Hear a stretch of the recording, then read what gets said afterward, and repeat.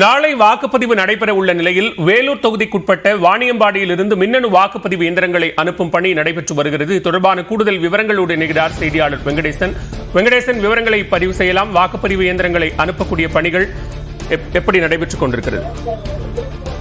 பாலா, நாடாளுமன்ற முதல் கட்ட தேர்தல் நாளை நடைபெற உள்ள நிலையில் தமிழகத்தில் நாளை நடைபெறுகிறது. இந்த நிலையில் வேலூர் மக்களவை தொகுதிக்கு உட்பட்ட வாணியம்பாடி மற்றும் ஆம்பூர் சட்டமன்ற தொகுதிகளில் இருந்து தற்பொழுது மின்னணு வாக்கு இயந்திரங்கள் அந்தந்த பகுதிகளுக்கு அனுப்பப்பட்டு வருகிறது.